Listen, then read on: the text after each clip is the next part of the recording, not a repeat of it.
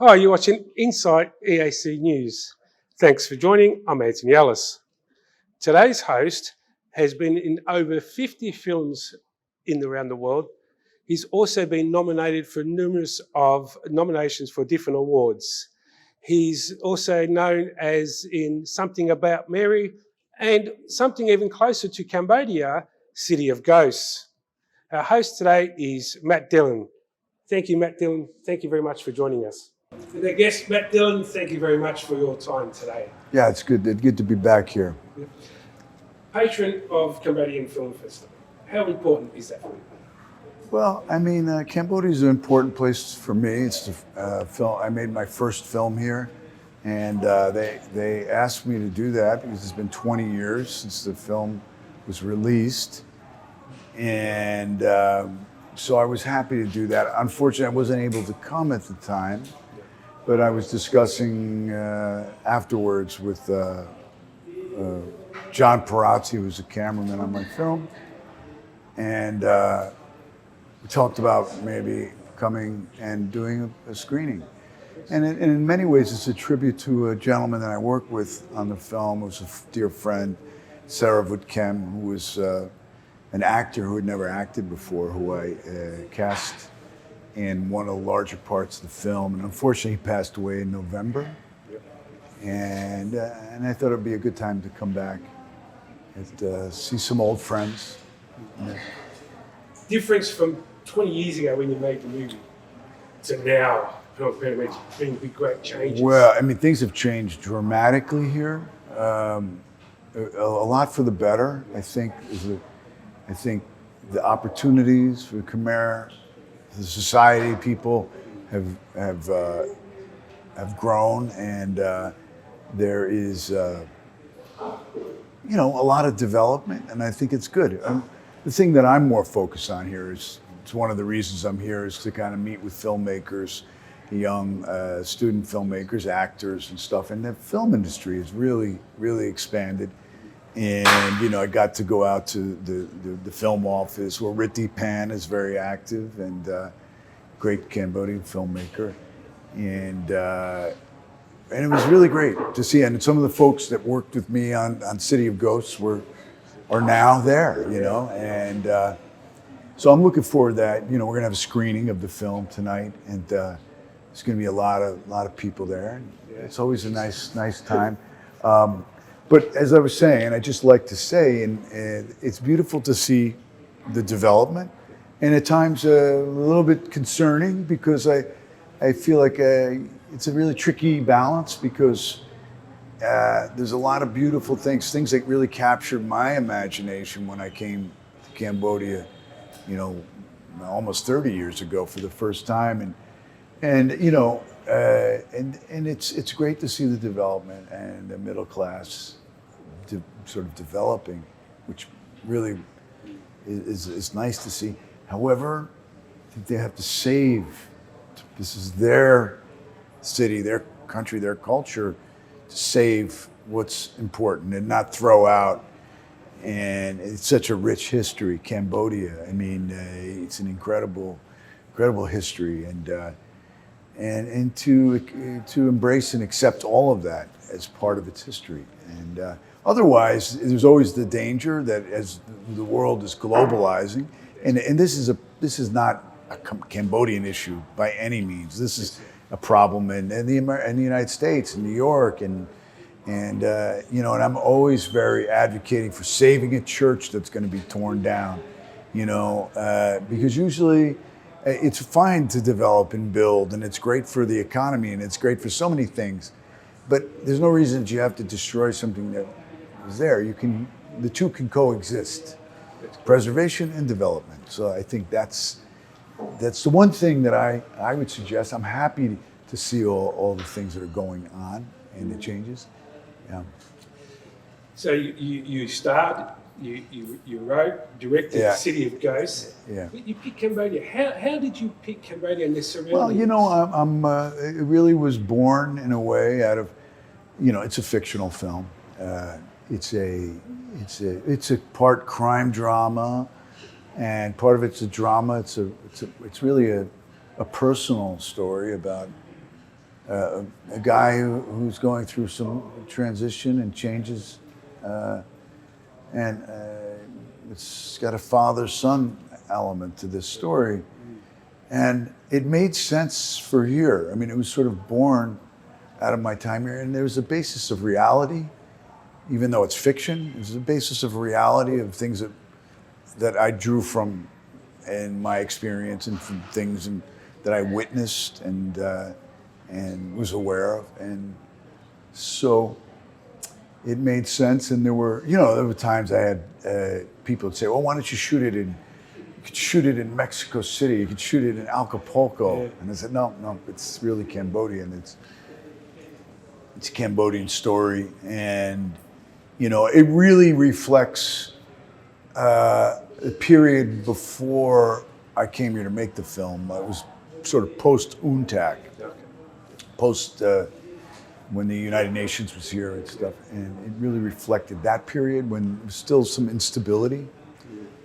At that time, the Khmer Rouge was still somewhat active." We'll come to our next question. To do a film in such an early stage of Cambodia's growth of coming out of Pol Pot, was there any sense of danger? Did you have any problems with the government? How was the surroundings of them safe? Well, there were challenges, as there are in any films, but especially working in a place where there wasn't the same infrastructure that we were used to experiencing. So there were logistic challenges.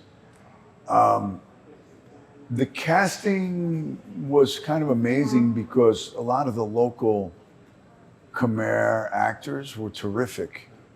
We used a lot of people that never acted before, and one of them was the guy who was probably the third largest part in the movie, Saravut Kem and Sra, and I met him, and he was a very charming, charismatic, dynamic person, and so I was able to do that. And so there were things that were refreshingly easy. People were excited about what was happening, and we didn't have too many, there were challenges. I mean, for example, we worked in Bokor, at the top of Bokor, and this was like, the roads had been washed away. So we had to rebuild roads and bridges, and we even did some landmine clearance up there that needed to be done at the time. Although they didn't find any landmines, but there was some concern that there were. And so we had a very good production, I have to say, and that we had a very good production. So they really were good with the logistics of it all. But those were the big challenges. I think on the creative side, it was very rewarding, making the film. And so leading to our next question is City of Ghosts, filmed 21 years ago. Could it be filmed here in Cambodia now? Forget about logistics, forget about story-wise and everything. I feel like the story that, like I said, it was there were some classic elements to it, so I think it's kind of universal, because it's a story about people. I think that's ultimately what's important for me, are characters and people. And so I think thematically, there's a lot of things that are universal, that are pertinent, today. I mean, in many ways, you could tell a similar story in a lot of places. You don't have to. And sure, it could be made today, although there are elements in the story that reflect a certain socio-political period of time. Like I said, it was a time when it really reflected a time that was when there was some instability, and it's in the story where he talks about it, the danger of being out on the roads at night because of the activity that was going on. There were more guns readily available. I think that's changed a lot, fortunately. I wish that would happen in the United States, but unfortunately, it's not happening. And so there was a little bit more instability at the time, but there was also something very magical about the place in terms of there was still a kind of, it was kind of going through a rebirth in a way. Rawness, where there was a rawness, and it really lent itself to cinema. Yeah. because when you're telling storytelling, you need tension, you need conflict, and this was an interesting paradoxical world that we were in, one of spirituality, but one of there were elements of there were criminal elements here at one time that maybe I'm sure they're everywhere in the world. So, but and it is a crime drama. Ultimately, yes, it's a. The films that I watched when I was making and preparing this film that inspired me were films by, for example, The Third Man. It's one of the greatest films ever made, in my opinion, by Carol Reed. It was a Graham Greene story, and also I thought of Lord Jim, and there was a film called Outcast of the Island, and of course all the films by Sam Fuller, which were these kind of, House of Bamboo was a film that we watched. And I always liked the idea of telling a story in an authentic way, but also a story with a 3-act structure, kind of beginning, middle, and end. And that's why I think it is a story that's still universal.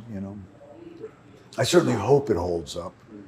Good thing is we don't have any of those giant cell phones that, you see a movie made a long time ago. This movie's not that old, No. Sometimes you see an old movie and the technology makes you feel like, oh, when was this movie made, Yeah. You see somebody whips out a cell phone and it's as big as a goddamn coconut. Oh, it's like the size of a durian fruit, Yeah. Have you tried durian? No. But there's a really funny bit in the movie where, this is East meets West thing where the character Soap comes out of the market with the durian fruit, and the character I played, Jimmy, smells it and he says, "What's that?" He goes, "It's durian. It's delicious." I said, "That's great. Do you mind if we put it in the trunk?" Because of the smell. And I remember at the time back then, I don't know if it's still the case, and I know it's such a popular dish in Cambodia, but I remember there would be signs in hotels with the durian fruit with the slash going through it. Still around to this day. Yeah, I know it's popular food. It's a wonderful fruit. I quite enjoy it, but it's an acquired taste. Yeah. I remember the watermelon juice. Drinking the watermelon juices were good here. So we'll come back to the food. How did you adapt? 20 years ago, you didn't have the Western food as we do today. Well, yeah. One of the things that the producer was nervous about was if you don't have the right caterer and everybody gets sick, it's a problem. And this is something that's always a danger. So the food that we were being served on the set was pretty bland. However, we all loved the Khmer food, Khmer Chinese food. There was good Vietnamese food, that was very good food. And the only people that got sick were the people in the production office eating local Western food. But nobody got sick eating the Khmer food. It was the Western food people got sick from. Yeah, we look at the movie. I've seen your movie. It's a fantastic movie. I quite enjoyed it. Thank you. The hotel you stayed in, the infrastructure, there was nothing. Have you gone back and visited that area? Yeah, we did. We did. And it's nice to see the building's still saved. There's nothing left from the film. Yeah. I met the owner. He's a super nice guy. It's a good French restaurant. But, there was hotels like that. I remember there were like $3 a night, some with the air conditioning. Not everything's working. This is real, Yeah. And there were people, I remember speaking to David Chandler, the historian, and he said, oh, yeah, back in the, pre-war Vietnam War era, there were all the bars around here, and Corsican guys owned restaurants and bars, and there was this kind of, and it was funny because I didn't know that. And then this Gerard Depardieu's character is this Corsican kind of bar owner, and it was. I'm glad to see that some things are still being saved. Hey, you can't change. This progression happens in the world, but it's nice to see that because this is what makes Phnom Penh different than all the other, big Asian cities. Once it becomes like that, it's it loses that distinctive flavor, right? Yeah. And what's beautiful here is you can still see it's very green. It's still a very green city. You hope that it stays that way. I think in the future they'd look in the state. I've been coming for 23 years, and when you made that movie and lived here for nearly 8 years, so I've seen a lot of changes. Yeah, it is great for the future, but it's still got that French colony with you at that hotel. Is still a beautiful architecture on that. Yeah, and I mean, when I came here in 1992, and I went around, I had a cyclo driver take me around, and I was really, it was very magical, the mix of different architectures, different periods. You have obviously you had all the Angkor stuff, but then you had this beautiful Buddhist Theravada Watts and temples with the old French colonial buildings that were in disrepair, but still beautiful. Yeah.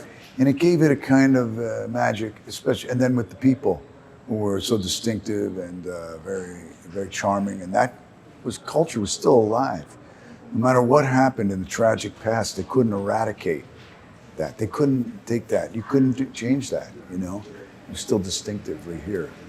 Over 50 movies nominated for many awards and everything else. How special was this movie to you? And well, the process of it was what was really the best part. And I know that I felt good that it was a film that really affected people, many people who worked on the film, American, from other countries and Cambodia. And I'm very happy about that. So the process of making it was the highlight. That's the reward. The reward is what you get from making it. And of course, when the film came out, we had a very good response. We played in a lot of festivals, and it had a good release. I mean, there were things about it that were challenges there. So I mean, if we look at life as a series of obstacles that we have to sort of negotiate, right? It was like everything else in that way. And that keeps things interesting. And this was a very interesting journey making this film. Future, have you got any plans of coming back to making it? I would love to. I don't have any specific plans right now, but I very much would like to come back here and work. I had a great experience. It's one of the best. Let me say that it was one of the highlights of my career, was working on this film here. And so of course I would want to come back and do something here again. It's just about finding the script. And for me, the whole key is always characters. Yeah. It's the most important thing, is that you have characters that resonate. They don't have to be necessarily likable, but they have to be engaging, and that's important. Have good, strong characters, and then they tell the story. Well, in this particular movie, you had to have special characters because it's kind of a mystery saying, you're looking for your father figure, and he's there, he's not there, he's dead, so much happened. How did you choose which actors that you actually... I mean, also to convince... Well, the biggest challenging was getting local actors here, because a lot of the local actors in Cambodia were working in the Royal Theatre, and they were working in a very stylized kind of way. And so we'd have this, it would be very funny. I'd try to cast somebody and they would do something that was like Khmer theater, it's very theatrical, and it didn't fit with the film that we were doing. So it was better to find non-actors. But I do believe that everybody is capable of performing, because we do every day in our lives, We all do, And so, and I wanted to convey that to the local the people that worked on the film. I didn't want to teach them to become, I'm not trying to take them to acting school. I'm trying to make them believable and real. And so I was fortunate, and I got a very interesting group of non-actors. And there was one actor in particular who was an actor, who was an actor before of the Khmer Rouge, and his name was Loto. And he passed away, and he was great. He was the best actor I could find. And he was colorful, about this tall. He was like really great, and he had real command, And then to the casting of the other characters, I didn't want to ever compromise. And for example, Gerard Depardieu was somebody I'd been thinking of throughout the whole, while I was preparing the film, and James Caan.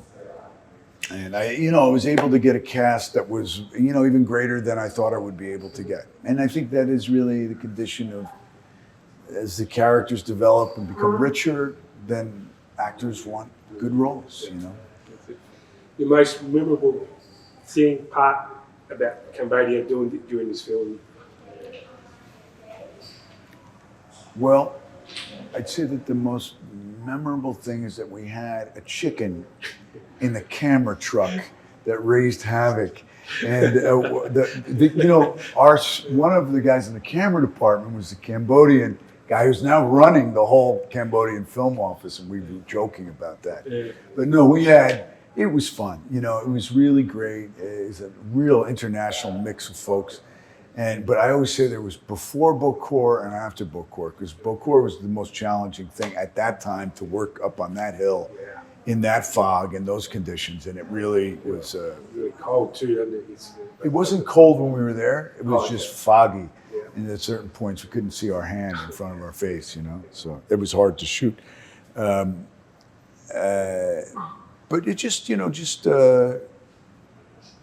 watching certain things and being there. It was such a lively atmosphere, and the neighborhoods were very, it was interesting.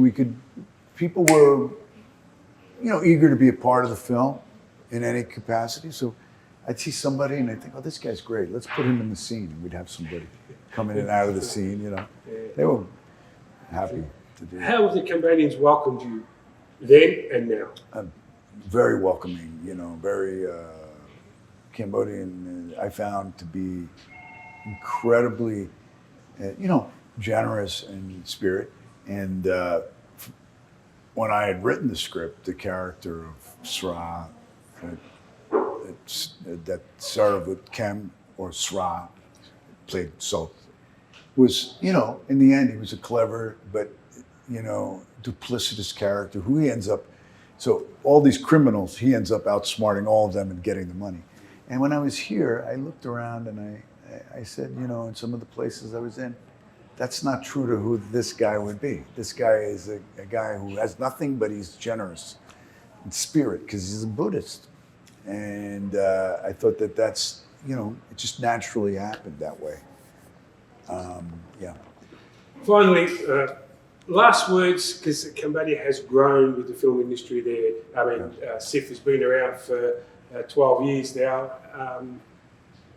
What can you inspire people who want to get into acting? Well, not even just acting, directing, writing. You mean masochists? You mean people who are gluttons for punishment? Yeah. I think just really focus on the creative potential of things, focus on storytelling, and and don't worry about the cash and prizes because they may or may not come. Yeah. So and go to school. Keep an open mind. Keep an open mind. Develop a curiosity. And when I say keep an open mind, if you're an actor, but then you find that maybe I'm a better writer than I am an actor, or you might find that there's there's so many different departments of creativity that you can go to. Yeah, I think that's what it is. People just think, okay, movies, actors, that's it. I don't think they understand the back part, like you said. You've got the directors, you've got the editors and everything else that puts all this together to make people who they are. So it's just see if you can write and see what suits you, because acting mightn't suit you, but writing might. And you should not look down to that and just continue what your dream will be. Yeah, I mean, I think creative processes are often interchangeable in many ways. Thank you very much for your time, man. Pleasure. Enjoy the rest of your trip. Okay, Thanks. right. Thanks.